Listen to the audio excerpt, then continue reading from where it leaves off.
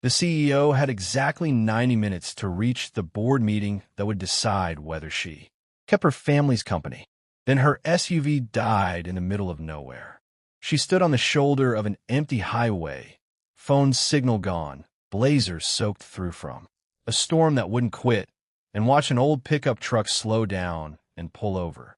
The man who got out introduced himself as Marcus. Said he ran a small repair shop a few miles back. Said he could get her moving again, or at least get her somewhere with a signal. She almost said no. Something about pride, about not needing anyone's help, ever especially. Not a stranger's. But 90 minutes doesn't leave room for pride. She got his truck. If you've ever had to accept help from someone you had no reason to trust, you already know how this felt. That specific kind of fear that comes from needing a stranger more than you need. Your dignity.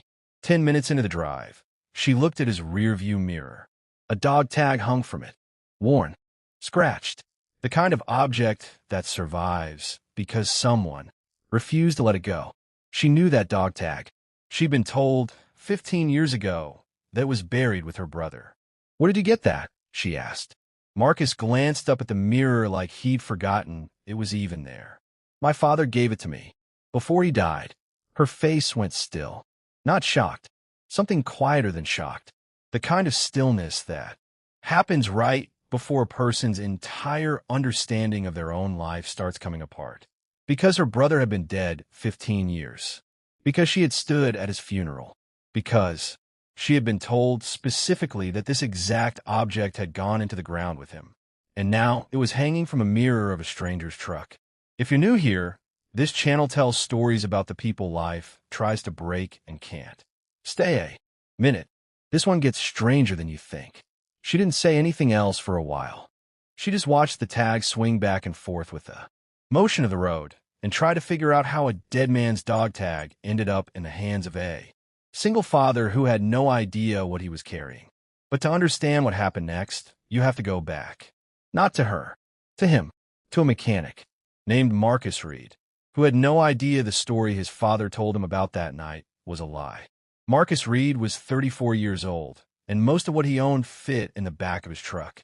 He ran a one-man repair shop out of a rented garage, the kind of place where the lights flickered, and the heater only worked half the year. He had a daughter, 7 years old, who he picked up from school every day at 3:15 because there was no one else to do it. Her mother had left when their daughter was 2, and Marcus had never once complained about it in front of anyone, including himself. He believed in a few simple things. Show up. Do the work. Don't lie to people who trust you. His father had raised him on those same principles. Everett Reed had spent 30 years as a paramedic, the kind of man who worked overnight shifts and never talked about the worst of what he saw. He died 2 years ago, quietly, in the same small house Marcus grew up in. Before the end, he handed Marcus a small metal box and told him to keep it safe. Inside the box was the dog tag. "This belonged to a good man," his father had said. "I found him. I was the first one there. Keep it. Don't sell it. Don't lose it." Marcus never asked more than that. His father wasn't a man you push for details, and Marcus had learned young that some stories only get told once, if at all. He hung the tag from his mirror because it felt wrong to keep it boxed away, and because some part of him liked having his father close while he drove. He never once considered that the story might not be the whole truth. That's the version of Marcus sitting in the truck now, driving a stranded CEO toward the nearest working phone signal, with no idea that the object swinging from his mirror was about to detonate both of their lives. She, meanwhile, had grown up on the other side of everything Marcus knew. Her family owned a company that employed thousands of people. Her father had built it from nothing, and her older brother had been groomed since childhood to run it after him. Then her brother had died overseas, in circumstances the family never spoke about in detail. Grief has a way of making people stop asking questions, and grief mixed with wealth has an even stronger way of doing that. There were funds. There were arrangements. There was a closed casket and a company that needed someone to keep it standing. She was the one who stepped up. She built her reputation over 15 years by being sharper and more careful than anyone expected a grieving younger sibling to be. She trusted the story of her brother's death because trusting it was the only way she'd been able to keep functioning. Now she sat in a stranger's truck, staring at proof that the story might have been wrong from the very beginning. Marcus caught her looking again. "You okay? Where exactly did your father say he found that man?" she asked. Marcus frowned, trying to remember details he'd never thought mattered before. He didn't say much, just that it happened fast, that he was first on scene. First on scene. She felt something cold settle into her chest, because the official report had never mentioned a paramedic named Everett Reed at all. She made a decision in that truck that would change both of their lives, and she made it in under a minute. "I need you to take me somewhere other than the highway stop," she said. "I'll make it worth your time." Marcus glanced at her, wary. He didn't know her name yet. He hadn't asked because that was the kind of man he was. But something in her voice had shifted from stranded executive to someone holding onto the edge of a cliff. "I've got a pickup to make and a kid to get from school," he said. "I could take you as far as the gas station up ahead. They got a landline. Please." The word cost Vivian something to say. She wasn't accustomed to asking strangers for anything, let alone asking twice. "I need to know more about your father. About that night. It's connected to someone in my family." Marcus slowed the truck. "Your family?" She finally gave him her name. "Vivian Ashford." He looked at her. The name landed on his face exactly the way names like hers always did. Recognition. A flicker of unease. The kind of reaction that came from knowing exactly which companies signed his industrial park contracts, exactly whose name appeared in the financial news, the way powerful names always do. "The dog tag," she said, "belongs to my brother. He's been dead 15 years. I stood at his funeral, and the official report of his death never once mentioned your father's name." Marcus didn't answer right away. He looked at the mirror instead, at the tag swinging gently with the truck's motion, an object he had trusted without question for 2 years. "My father wasn't a liar," he said finally. "I'm not saying he was," Vivian said. "I'm saying someone lied to him, or he was told to lie to everyone else." That sentence did something to Marcus that nothing else could have. It didn't attack his father's character. It offered him a version where his father was still a good man, just one who'd been used by something bigger than himself. And once that door opened, Marcus couldn't close it again. He stared at the dog tag, swinging from the mirror. For 2 years, he had trusted his father's final words without questioning them. Now, for the first time, he needed to know what his father had left unsaid. Marcus turned the truck around. "I need to make a call about my daughter," he said. "Then you're going to tell me everything." "You know," Vivian nodded, already pulling her phone out, watching for a signal that still hadn't returned. Neither of them noticed the dark sedan that had slowed behind them. Its driver watched Marcus's truck turn around, waited several seconds, then quietly made the same turn. Neither Vivian nor Marcus saw it. Neither of them knew they were being followed. And neither of them understood, yet that someone else already knew about the dog tag. Marcus called his sister first. She agreed to pick up his daughter from school, no questions asked, though he could hear the concern in her voice when he told her he'd explain later. He hung up before she could ask again. Vivian spent those same minutes on her phone, finally catching enough signal to see 14 missed calls from her board's general counsel.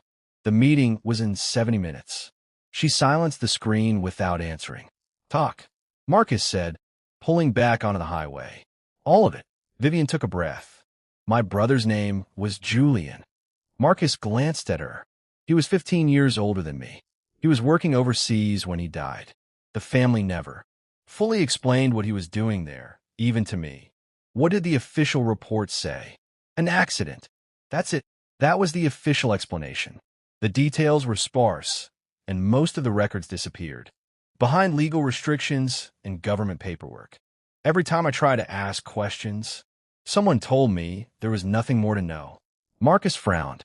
"And you believe them?" "I wanted to." Vivian looked down at her hands. There was a closed casket, My father insisted on it.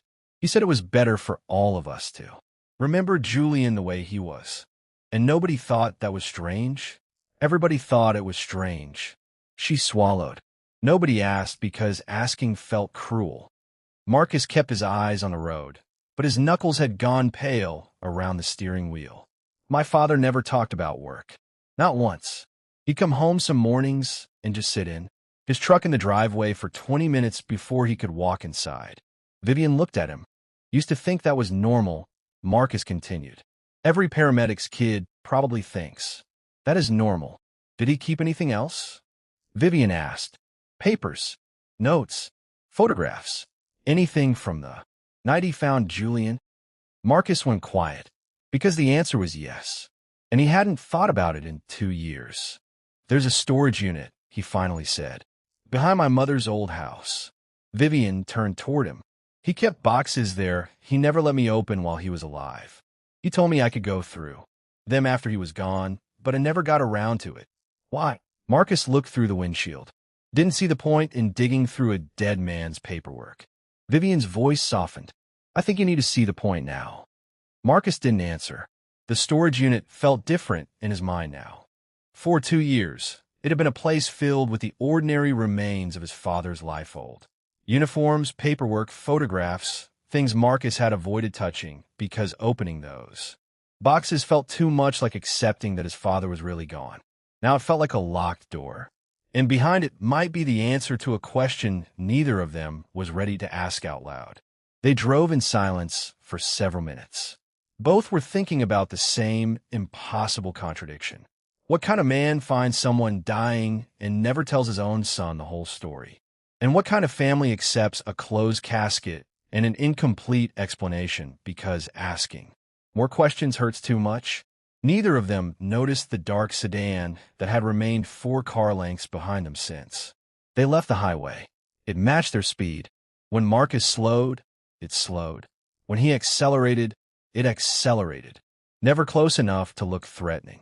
Never far enough to disappear. Then Vivian glanced in her side mirror. She saw the sedan. For a moment, something about it bothered her. She looked again. The car was still there. Do you know that car? She asked. Marcus checked his mirror. No. Vivian watched it for another few seconds. Maybe it's nothing. Marcus nodded and kept driving. But Vivian didn't look away immediately. Something about the car felt wrong. She couldn't explain why. She finally turned back toward the windshield. Neither of them noticed when the sedan's driver reached for a phone. Neither of them heard the quiet words spoken on the other end. They're heading toward the storage unit. A pause. Then, tell him. The call ended. Marcus continued down the road, completely unaware that their destination was no longer a secret. And somewhere behind them, the dark sedan followed. The storage unit sat behind what used to be Marcus's mother's house, a squat row of metal doors, along a gravel lot that hadn't been paved in decades. Marcus hadn't been back here since the funeral.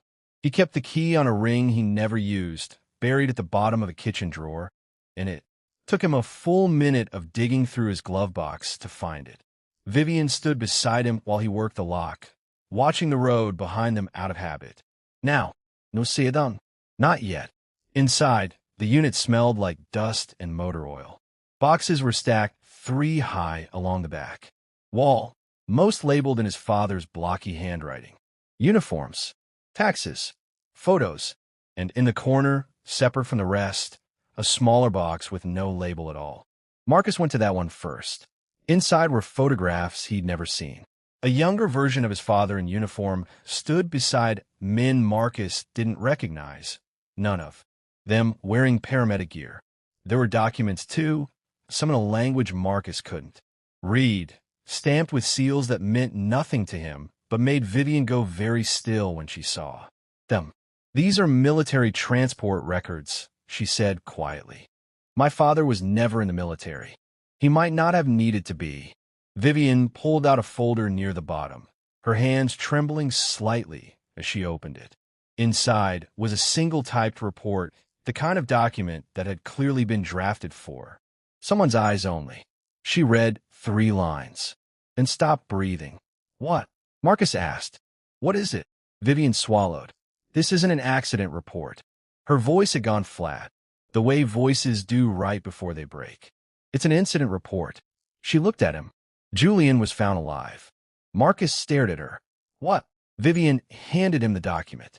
He scanned the page, struggling to understand the language and abbreviations. What does that mean? It means the official story doesn't match what happened. She pointed to another page. Look at the date. Marcus did. His expression changed.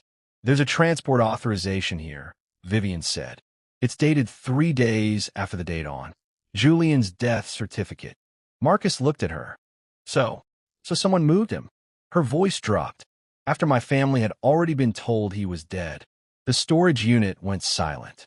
Marcus looked back at the document. Where? Vivian shook her head. I don't know. Then how do you know he was alive? Because this was signed by someone who personally authorized the transfer. She turned another page. There was a signature, a name neither of them recognized. Marcus looked toward the boxes. My father knew about this. I don't know. Vivian's eyes moved across the documents. But he was there. She picked up one of the photographs again. Everett stood beside an injured man being loaded into a medical transport vehicle. The man's face was partly obscured, but Vivian knew the jacket. She had seen that jacket in photographs of her brother. Her fingers tightened around the picture. That's Julian. Marcus stared at the photograph. For the first time, he understood that his father hadn't simply carried a strange memory from his years as a paramedic. He had carried something much bigger, something dangerous. Vivian lowered the photograph. Your father didn't find a body. Marcus looked at her. He found my brother alive. Vivian nodded slowly. And someone wanted the world to believe otherwise.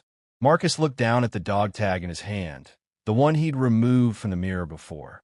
They entered the storage unit. He gave this to me, Marcus said quietly. He turned it over. Maybe he knew I'd eventually find this. Vivian looked at him. Maybe. Neither of them spoke. The possibility hung between them. If Everett had deliberately preserved the evidence, then the storage unit wasn't just an old man's forgotten belongings. It was a message Marcus had never known how to read. Vivian suddenly pulled out her phone. Marcus thought she was calling someone. She wasn't. She was searching for Julian's name.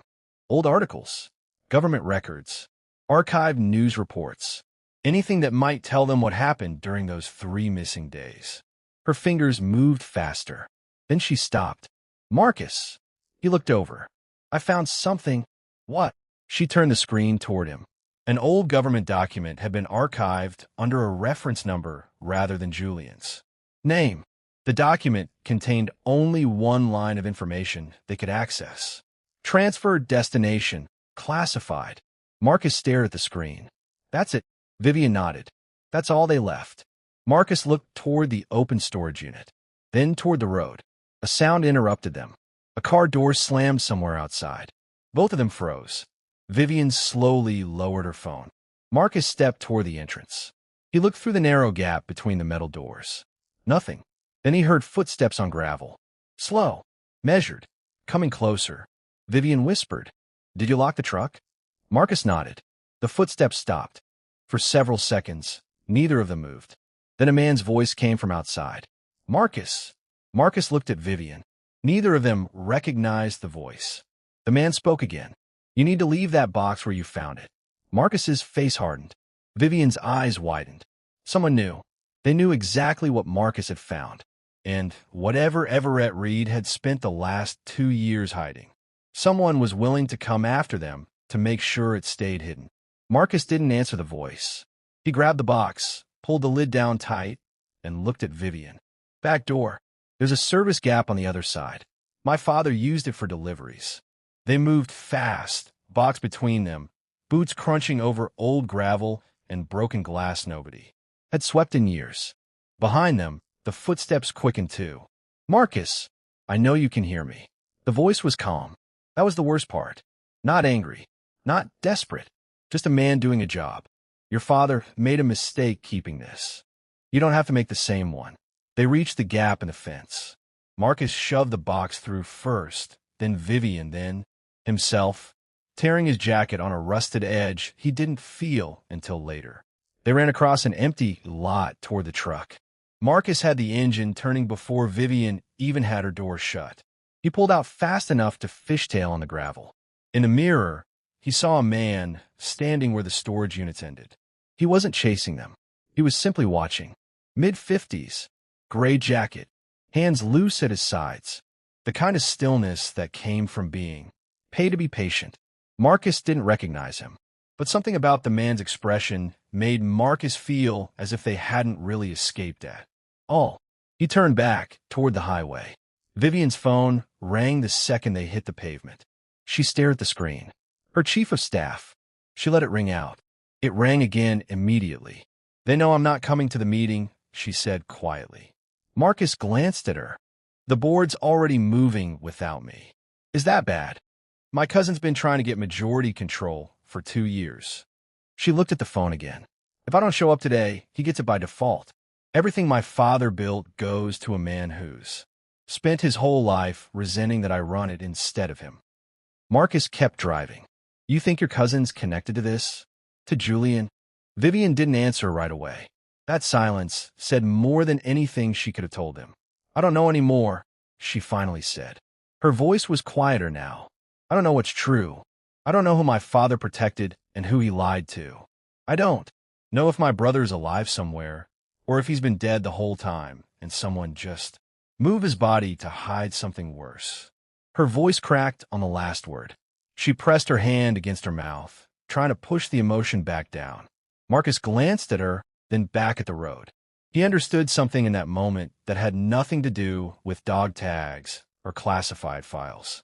He understood what it looked like when someone realized their entire life had been built on a story other people had written for them. He knew that feeling.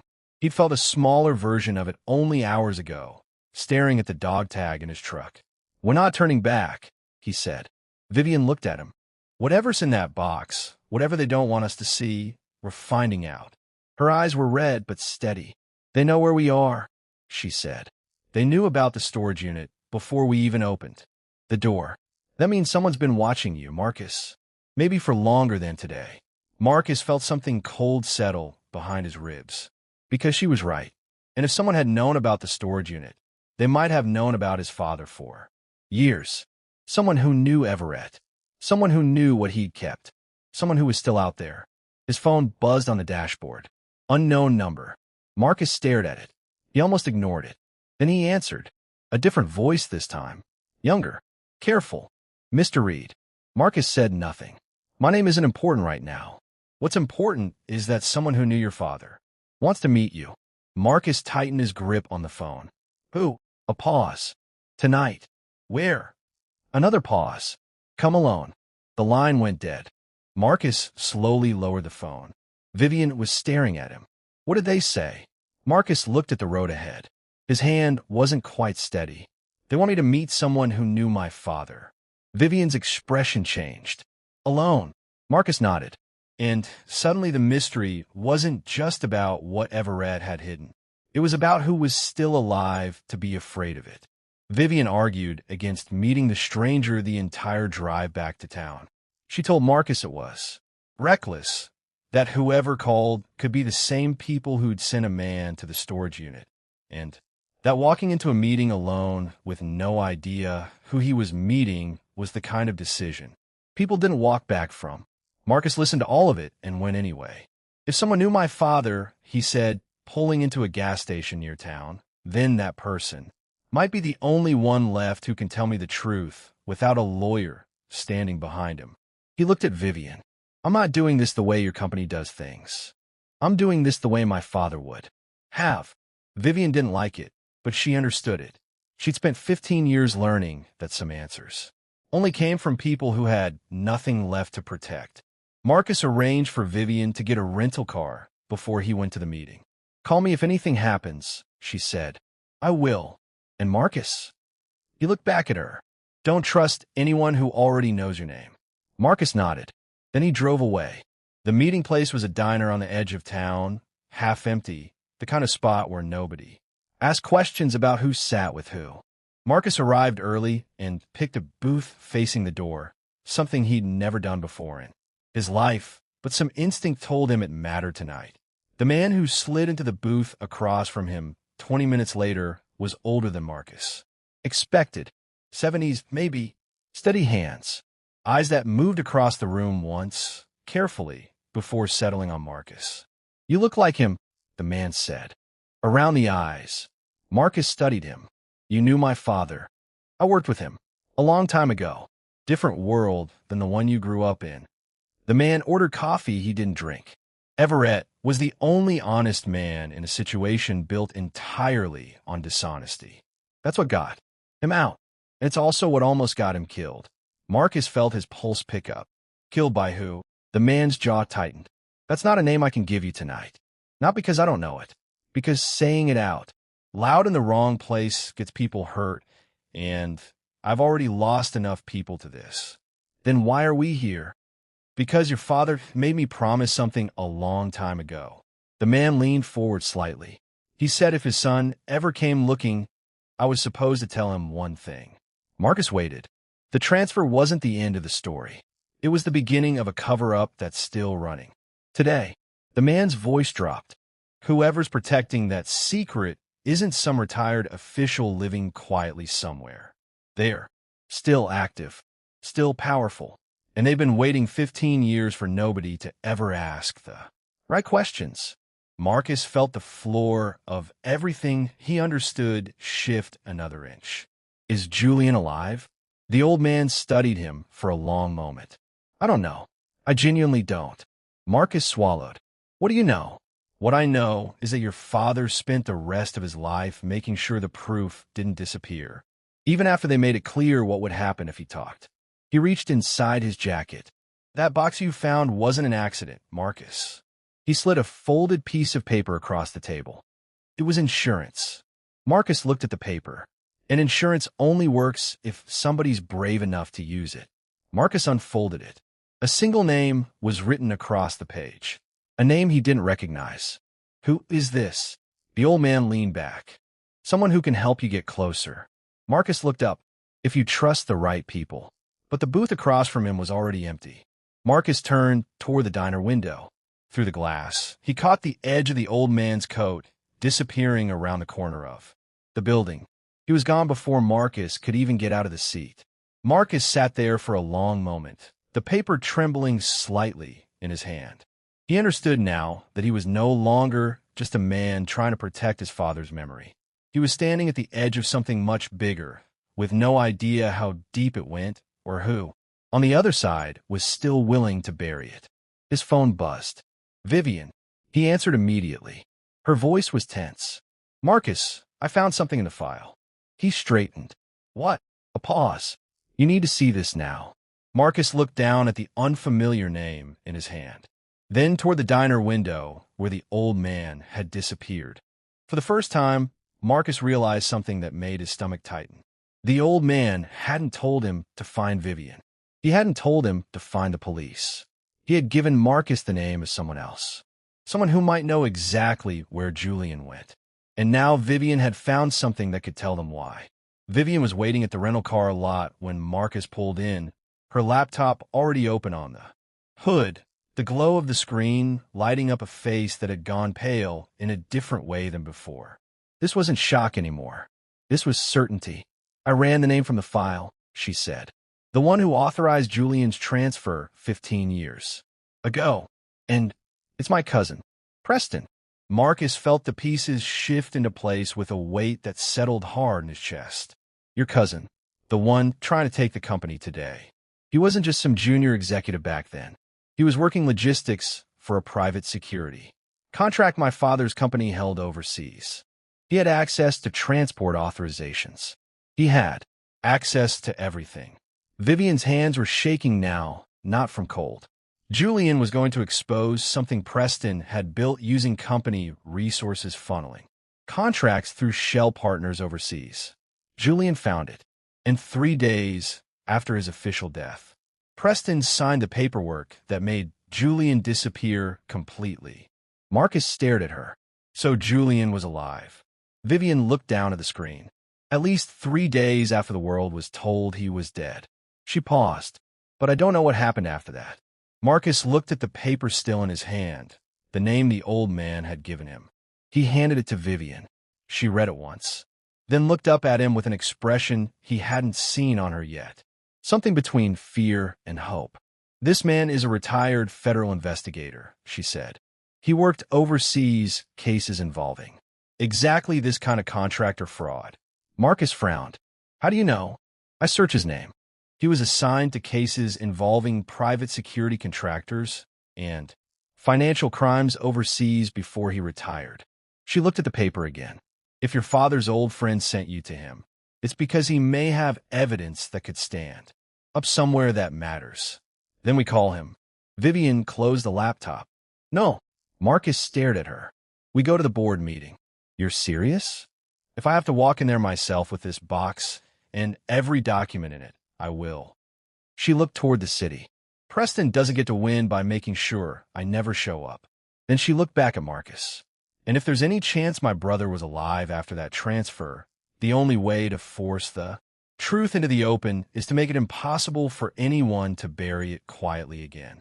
The boardroom, 3 hours later, sat in a downtown office tower Marcus had driven past 100 times without ever imagining himself inside.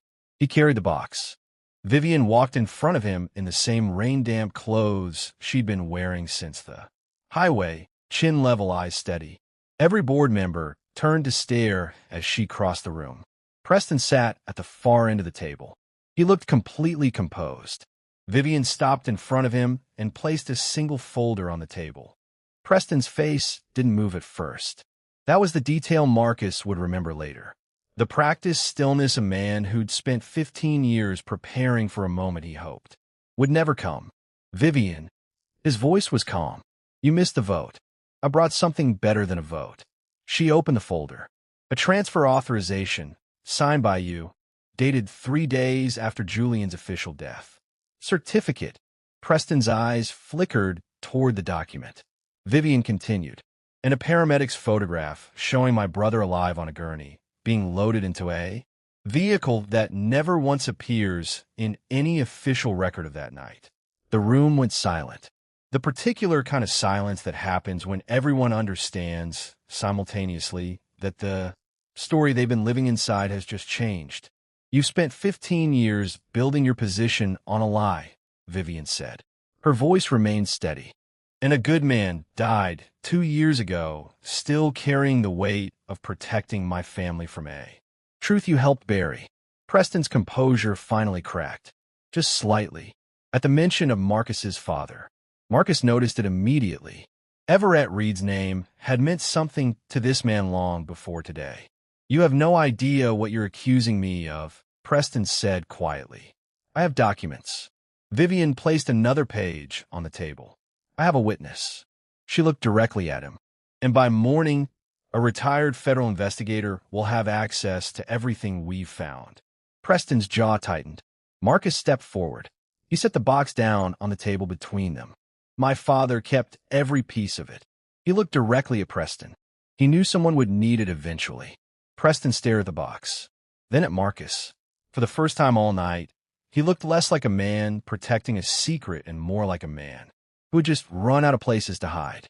But he still said nothing. And Vivian suddenly realized something. If Preston had spent 15 years protecting the truth about Julian, then the question wasn't simply why had he disappeared. The real question was, where had Julian gone after Preston made him disappear? The federal investigator's name was Daniel Osei. 2 days later, he arrived at Vivian's offices carrying a case file thicker than anything Marcus had ever seen. It turned out Daniel had spent years tracking Preston's shell partnerships and the financial network surrounding them, but he had never been able to move the case forward. He had pieces, he had suspicions, but he needed witnesses willing to testify and evidence strong enough to survive a courtroom. Vivian's documents gave him both. The investigation moved quickly after that. Preston was forced to step down from the board within the week. His resignation was followed by criminal charges once investigators connected the documents from Everett's storage unit to the financial records Daniel had been collecting for years. The board voted unanimously to restore Vivian's full authority. This time, nobody questioned whether she'd earned it. But there was still one question they couldn't answer. Where was Julian? Daniel followed the transfer records. The trail led through several identities, sealed records, and an old protection arrangement that had been manipulated 15 years earlier. 3 weeks later, they found him. Julian was alive. He had spent 15 years living under another name. He had originally entered a legitimate witness protection arrangement after discovering the financial scheme Preston was running overseas. But somewhere along the way, the information given to Julian had been deliberately altered. He had been told that his family knew about the arrangement. He had been told they had agreed that staying away was the safest option. They hadn't. Preston had used the machinery of a genuine protection program to erase Julian's connection to his family, turning a living man into a dead brother and allowing everyone involved to believe the tragedy was already over. It wasn't. It had been a theft of 15 years. The reunion happened in Vivian's office. No cameras, no board members, no lawyers, just two siblings standing across from each other after 15 years of believing the other was gone. Vivian didn't speak at first. Neither did Julian. Then she stepped forward and held him. Marcus wasn't there for the reunion. He stayed away out of respect, understanding that some moments belonged only to family. But Vivian called him that night. She could barely get the words out through tears that sounded for the first time since the highway, like relief instead of grief. He kept a photo, she told Marcus, of you the whole time. She paused. He never stopped believing someone would come looking. Marcus closed his eyes. For the first time, he understood the weight his father had carried. Everett hadn't kept the truth because he didn't trust Marcus. He had kept it because he was afraid the truth would put his son in danger. And even after Everett died, the evidence had remained hidden, waiting for the day someone brave enough would finally open that box. Marcus's father eventually received the recognition he'd earned quietly and never asked for. Vivian arranged for the paramedic service where Everett had spent 30 years working to establish a training scholarship in his name. It would support young medics who wanted to serve the way Everett had always believed they should. Show up, do the work, tell the truth. Even when honesty cost something. Marcus went back to his repair shop, back to the smell of motor oil, back to fixing transmissions and changing tires, back to picking his daughter up from school at 3:15 every afternoon. But something inside him had shifted permanently. He no longer looked at his father's silence and wondered what it had meant. He understood now. It hadn't been distance. It had been protection. And the dog tag that had hung from Marcus's mirror for 2 years no longer felt like a strange keepsake from a story he didn't understand. It felt like the last promise his father had trusted him to keep. Months passed. The shop got busier. Marcus hired another mechanic. His daughter started asking questions about the woman who sometimes came by with coffee. Vivian always claimed she was just in the area. Marcus never called her out on it. He didn't need to. Some things didn't need to be named immediately. Some things were better allowed to unfold on their own. And sometimes, the most important people enter your life because something went wrong. A broken SUV, a storm, a missed board meeting, a dog tag hanging from an old rearview mirror.